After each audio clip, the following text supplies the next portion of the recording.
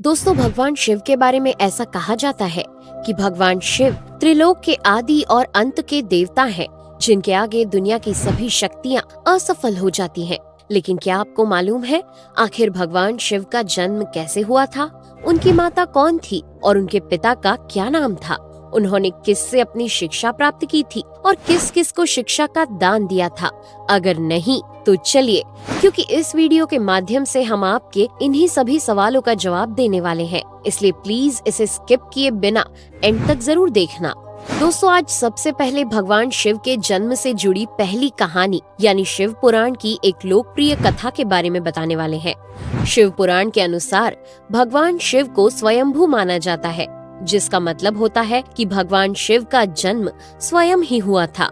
यानी कि इससे एक बात तो साफ हो जाती है कि ना ही भगवान शिव की कोई माता है और ना ही उनके कोई पिता हैं। इसी कारण से भगवान शिव पंच तत्वों से भी परे हैं, जिस कारण से इन्हें मृत्यु का भी कोई भय नहीं है और इनकी मृत्यु कभी नहीं हो सकती। पर अब बात करते हैं विष्णु पुराण में बताई गई भगवान शिव के जन्म से जुड़ी हुई एक और कहानी के बारे में। विष्णु पुराण में बताया गया है कि भगवान विष्णु के माथे से निकलने वाले तेज के कारण भगवान शिव की उत्पत्ति हुई थी और उनके नाभि से निकलते हुए तेज से कमल पर विराजमान ब्रह्मा जी का जन्म हुआ था। मगर दूसरी ओर भगवान विष्णु के जन्म के बारे में शिव पुराण में बताया गया है कि एक बार की बात है जब भगवान शिव अपने घुटने मल रहे थे और उनके घुटनों से निकलने वाले मैल से भगवान श्री विष्णु जी का जन्म हुआ था। पर अगर ऐसा हुआ है तो विष्णु पुराण और शिव पुराण एक दूसरे से बिल्कुल अलग हैं। इस कथा के अलावा भगवान शिव के जन्म की एक और पौराणिक कथा काफी ज्यादा पॉपुलर है, जिसे शायद आपने बड़े बुजुर्गों से सुना होगा। पर अगर नहीं सुना तो आपकी जानकारी के लिए बता दें कि एक बार की बात है जब भगवान विष्णु और परम ब्रह्मा जी के बीच इस बात पर बहस छिड़ गई थी कि आखिर इस संसार में सबसे महान कौन है। और जब भगवान विष्णु और भगवान ब्रह्मा इस बात को लेकर बहस कर रहे थे तो एक जलते हुए खम्बे के रूप में महादेव उनके बीच आए थे। दोस्तों, वो दोनों इस रहस्य को नहीं समझ पाए और तभी अचानक से एक आवाज आई जिसने कहा कि जो भी इस खम्बे का छोर ढूंढ लेगा वही सबसे महान कहलाएगा।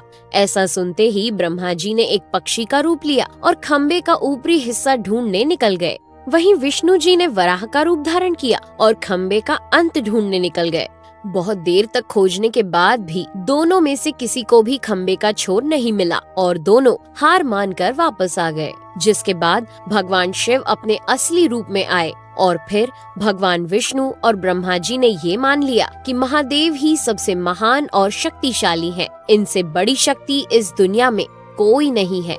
इसके साथ ही शिव पुराण में बताया गया खम्बा इस बात को दर्शाता है कि ना ही भगवान शिव जन्मे थे और ना ही उनका कोई अंत है। और एक कारण तो यही है कि भगवान शिव को स्वयंभू कहा जाता है, यानी भगवान शिव का अंत है ही नहीं, वे अमर हैं।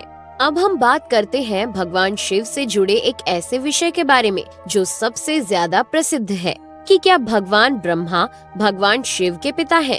जी हाँ, इनकी ये कहानी लोगों के बीच काफी प्रसिद्ध है। तो आपको बता दें कि आखिर किस प्रकार भगवान शिव ने ब्रह्मा पुत्र के रूप में जन्म लिया था। इसके पीछे विष्णु पुराण की एक पौराणिक कथा है, जिसके अनुसार जब धरती, आकाश, पाताल या कहें पूरा यूनिवर्स जलमग्न यानी पानी में डूबा हुआ था, तब भगवान विष्णु के अलावा कोई भी देव या प्राणी इस संसार में नहीं था। तब केवल विष्णु ही जल सतह पर अपने शेष नाग पर लेटे हुए नजर आ रहे थे। जिसके बाद उनकी नाभि से कमल की डंडी पर ब्रह्मा जी प्रकट हुए और जब भगवान ब्रह्मा और भगवान विष्णु इस यूनिवर्स से संबंधित बातें कर रहे थे तब भगवान शिव प्रकट हुए, जिसके बाद ब्रह्मा ने उन्हें पहचानने से इनकार कर दिया। इस कारण से भगवान शिव रूठ गए और उनके रूठ जाने के कारण भगवान विष्णु ने उन्हें दिव्य दृष्टि प्रदान कर ब्रह्मा जी को भगवान शिव की याद दिलाई। जिसके बाद भगवान ब्रह्मा को अपनी गलती का एहसास हुआ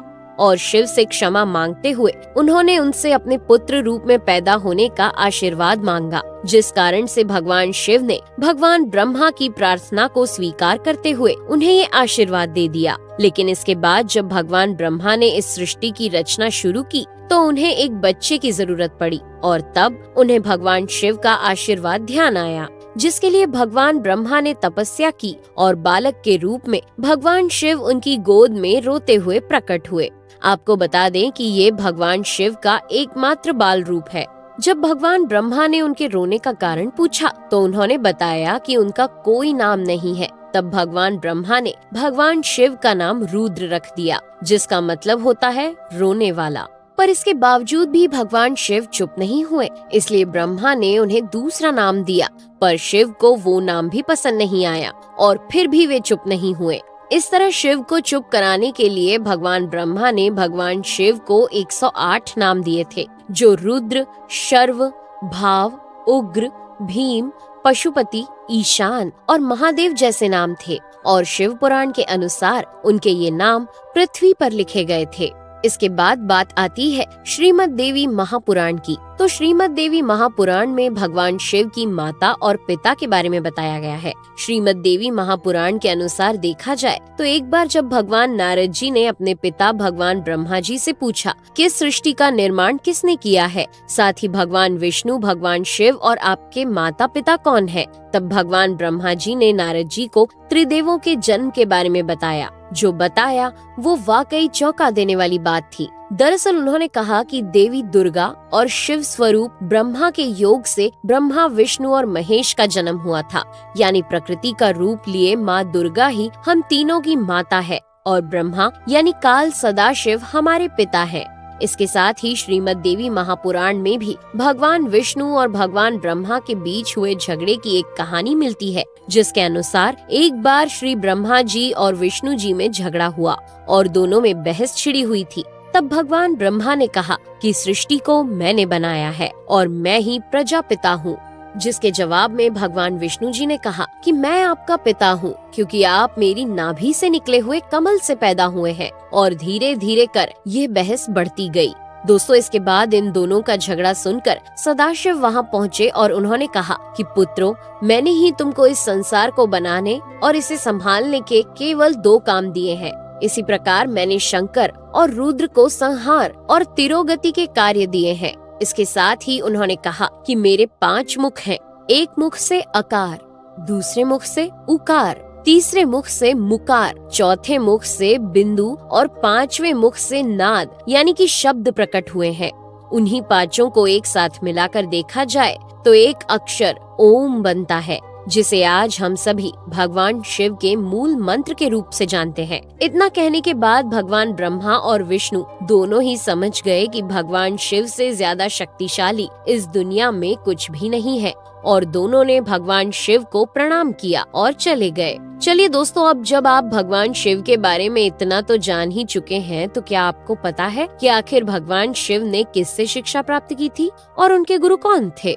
हम जानते हैं, शायद ही इसका जवाब आप में से किसी को पता होगा, पर जिन्हें नहीं पता उन्हें बता दें कि भगवान शिव स्वयं इस संसार के गुरु माने जाते हैं, जिन्होंने इस संसार में गुरु शिष्य की परंपरा की शुरुआत की थी। लेकिन अगर सवाल आता है कि आखिर भगवान शिव किसके गुरु थे, तो आपको जरूर जान लेना चाहिए कि हिंदू धर्म के ग्रंथ कहते हैं कि ब्रह्मा जी और शिव जी इस संसार के सबसे पहले गुरु हैं, जिन्होंने गुरु शिष्य के इस रिश्ते की शुरुआत की थी।